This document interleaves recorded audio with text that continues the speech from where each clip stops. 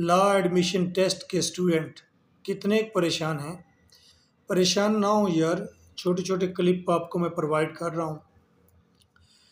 بس وہ چینل بھٹا academy subscribe کر کے رکھیں۔ آپ جو بھی شارٹس دیکھ رہے ہوں گے درمیان میں ایک آدھ شارٹ اس کا آتا جائے گا۔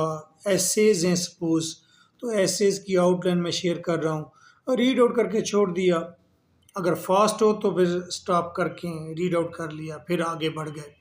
سیم لائک پرسنل اسٹیٹمنٹ کیسے لکھنی ہے یار، آپ 10 شارٹس بھی دیکھ لیں گے، 1 منٹ کا ایک شارٹ ہے تو دین تیاری ہو جائے گی، پریشان ہونے کی ضرورت نہیں ہے۔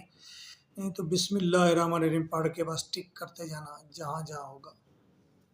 اچھا، بچے کافی ویک ہوتے ہیں، لیکن جب میں نے ان کو اس طرح کے شارٹس پرووائڈ کیے تو اس سے وہ نکل گئے، پاس ہو گئے۔ بلیو ان یور سیلف، اپنے اوپر یقین رکھیں، لیکن کچھ نہ کچھ پڑھیں۔ سب سے اہم بات یہ ہے کہ آپ پڑھے لکھے لوگوں کی دنیا میں آ رہے ہیں تو پڑھے لکھے لوگوں کی لینگویج آپ کو آنی چاہیے۔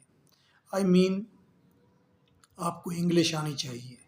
اگر آپ کہتے ہیں کہ نہیں انگلش پڑھے اور اردو میں سب کچھ کریں گے، کریں اردو میں، لیکن انگلش، سارا کام انگلش کا ہے، کیونکہ پڑھے لکھے لوگوں کی لینگویج انگلش ہے۔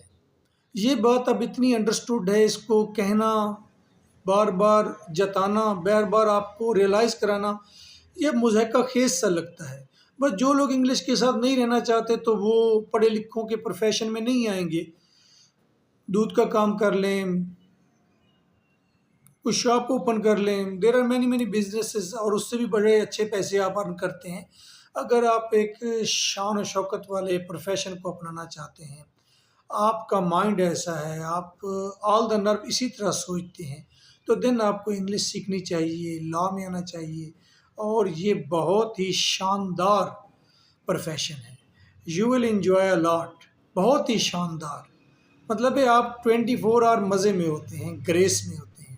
اگر آپ 24 آور گریس میں رہنا چاہتے ہیں تو پھر تھوڑی آپ کو مشکل کاٹنی ہوتی ہے۔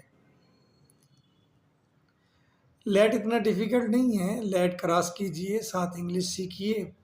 You can also visit me, مجھے وزٹ کر سکتے ہیں۔ زیادہ پرابلمز ہیں تو آپ آ کر، یہ جو انگلش سیکھنی ہوتی ہے نا یار، سچ بتاؤں، یہ ایک استاد اور شاگرد کے درمیان ٹیوشن جیسا ایٹماسفیئر ہونا ضروری ہے، تبھی آپ سیکھ پاتے ہیں، آپ اپنی ہر بات کہہ پاتے ہیں، سن پاتے ہیں۔